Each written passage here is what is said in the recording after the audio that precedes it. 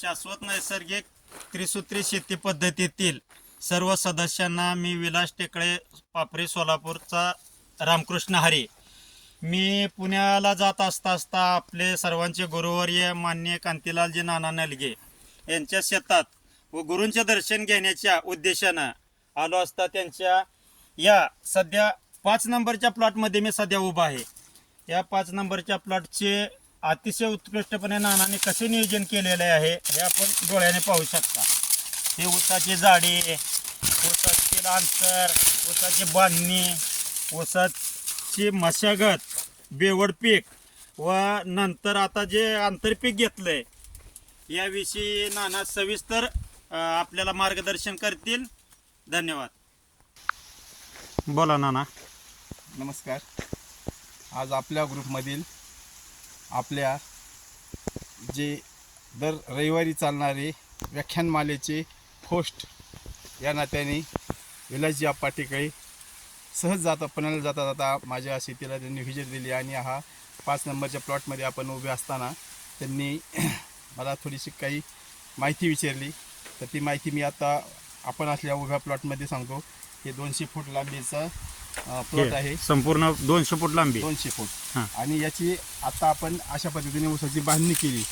हे जे आहे पांढरा पट्टा आणि इकडून 2 बेट तिकडून 2 बेट अशा पद्धतीने बांधणी केली. कारण आपल्याला खोड व्यवस्थापन करायचा हा विषय आपला महत्त्वाचा आहे. एकदा ऊस लावला की कायम खोडवेच घेता आले पाहिजे. मग त्या खोडव्याला जसं आपण लागणीसाठी बिवड पीक करतो तर खोडव्याला बिवड पीक करतो. म्हणून तिसरं आंतरपीक जे आहे ते खोडव्याचं बिवड पीक आहे. त्याच्यासाठी मी जे आता याच्यामध्ये टाकून घेतलेलं आहे हे बारीक पा दिसते. हे तुरीचं बी, ही मुगी आहे, पुढे चवळी आहे, ही जी चवळी आहे, असं बी मूग, चवळी, तूर आणि उडद मिक्स करून आपल्या पुढील खोडवा म्हणजे हा ऊस तुटल्यानंतर उपयोगी जाईल खोडा व्यवस्थापन हे व्यवस्थापन केले. आणि आता तुम्ही पाहताल त्या ऊसाची जाडी वगैरे त्या अशी जाडी आपल्याला ऊसाची भेटते.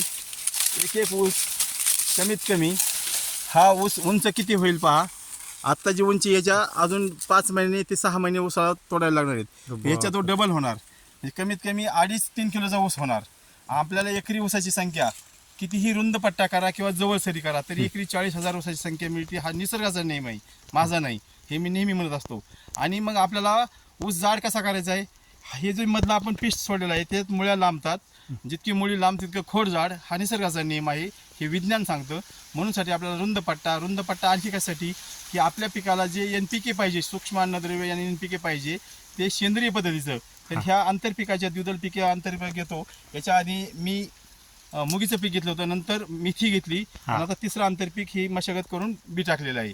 याचा अशा पद्धतीने नियोजन केलं. याला नियोजन प्लॅन असं म्हणतात. कारण कोणतीही गोष्ट सहज होत नसते, त्यासाठी आपल्याला नियमाचं काटेकोरपणे पालन करावं लागेल. बरं नाना, तुम्ही जे का आता 1-2 शब्द बोलला कोणतेही नियोजन हे काटेकोरपणे आणि नियोजन, पण ह्याच्यात तुमचा वाटा किती तुमच्या शेतीत? कारण का माझ्या आज बऱ्याच गोष्टी निदर्शनास आल्या तुमची शेती पाहत असताना. तुमच्या कुटुंबाचं आणि तुमचं शेतीतील योगदान याबद्दल जरा थोडे आम्हाला, कारण का मला तर तुमचं फक्त आम्हालाच मार्गदर्शन केलेल्याचं दिसून आलं. आज तुमच्या शेतातील सर्व सुश्रेय तुमच्या धर्मपत्नी, आमच्या गुरुवर्य नानी, तुमचे 2 मुलं भरत काका, त्यांच्या पत्नी म्हणजे तुमच्या सुनबाई, यांचंच मोलाचा वाटा ह्या तुमच्या शेतीत दिसतं आणि त्यांनीच हे स्वतः करतात हे आज माझ्या निदर्शनास आलं. मग तुम्ही तुमच्या शेतात नक्की काय करता? आपली शेती मुळात नैसर्गिक आहे, म्हणून निसर्गाचं पालन आपण केलं पाहिजे. उदाहरणार्थ आपल्या निसर्गामध्ये जे पक्षी आहेत, पक्षी अंडी घालतात, पिल्लं होतात आणि त्या पिल्लांना हवेत उडता येऊ लागलं की ते एकमेकाचा संबंध सोडतात, ते आपापले पाहतात. हा न्याय आपण पकडायला पाहिजे. किंवा आपल्या समाजामध्ये मी जवळ पाहतो, माझे बरेच दोस्त आहेत जैन धर्मियांचे, त्यांची 50 ओलांडली की ते मुलांच्या ताब्यात येतात. आपण कव्हर करायचं. कारण कसं असं पाठीमागून ज्याला ते पुढे चाललं पाहिजे. या न्यायाने निसर्गाप्रमाणे आपण जगायची. आपण जर त्या ह्याच्यामध्ये मोहामध्ये जर गुंतलो तर मरेपर्यंत तीच लागल. मग आपण जो आनंद लुटायचा आहे, आपण जे केलं ते इतरांना सांगण्यासाठी सोडा ना थोडेफार दिवस. ज्यांनी खरं केले त्यांना सांगता येतं. याचा अर्थ तुमच्या शेतात सध्या तुम्ही स्वतः काहीच करत नाही, जे काय करते ते तुमचे दोन्ही मुलं, तुमच्या सूनबाई आणि तुमच्या धर्मपत्नी हो हे सत्य हेच सर्व करतात. हे तुम्ही मी पाहिलंच हे तुम्ही आमच्या सगळ्या सदस्यांना सांगा बरं कसं तुम्ही. मी तर नेहमी सांगतो ना, मी उदाहरण दिलं ना की पक्षाचं उदाहरण कसं आहे. कोठ्या गारठ्यामध्ये जी पिल्लं होतात ना, त्यांना पंख आले ना, त्यांना ते ढकलून सुद्धा देतात काही वेळेस उडायला, हवेत उडायला शिकावं म्हणून. इतकं ते करेक्ट नियोजन असतं. तसं आपण सुद्धा जगायचं की मुलं कर्तुकीला आली की आपण त्यांच्या ताब्यात द्यायचं. म्हणजे यालाच म्हणायचं कर्मण्येवाधिकारस्ते मा फलेषु कदाचन. आपण जे कर्म करतो त्या कर्माची फलाची अपेक्षा न करता हे पुढे पुढे ढकलत गेलं पाहिजे. आपण जे केलंय हे पुढच्यांना, त्यांनी पुढच्या पिढीला, ही एक आपल्याला संस्कृती संस्कार टिकवायचे निसर्गाच्या नियमाचं. बरोबर आहे. मी नेहमी सांगत असतो. अगदी बरोबर आहे नाना. आपण जो काय वटवृक्ष लावला तो आज मला डोळ्यानं पाहण्याचा योग आला. आपण जे काय जगाला ज्ञान तुमच्या त्रिसूत्रीचं सांगता आणि आमच्यासारख्या पामराला जे काय ज्ञान देता, आम्हीही तुमच्या पद्धतीनं वाटचाल करत आहे. परंतु तुम्ही जो काय वटवृक्ष त्रिसूत्रीचा लावलेला आहे, आज तुमच्या शेती पाहून व तुमच्या कुटुंबातील सर्वांचं शेतीतील काम पाहून असं दिसून आलं की माननीय गुरुवारी कांतीलालजी नाना नलगे यांचे संपूर्ण कुटुंबच त्रिसूत्रीमय आहे.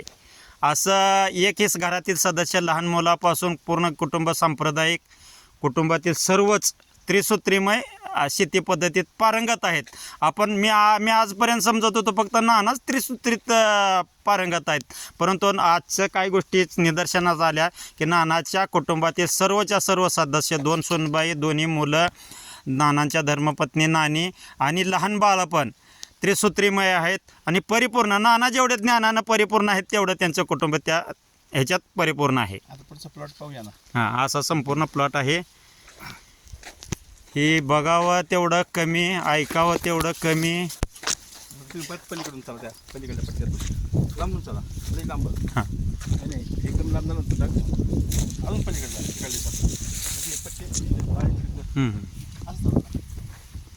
हे नानाने काथ्यानं ऊस बांधणीची सिस्टीम करून अशा पद्धतीचं कसं दिसतंय ते बारामती केविकेत नानाने जे का सल्ला दिला होता ऊस बांधणीचा, परंतु त्यांची महागडी झाली. हे नानाने आपल्या गरीब शेतकऱ्यांना कसं नियोजन करता येतं आहे याविषयी ही ऊसाची बांधणी केलेली आहे.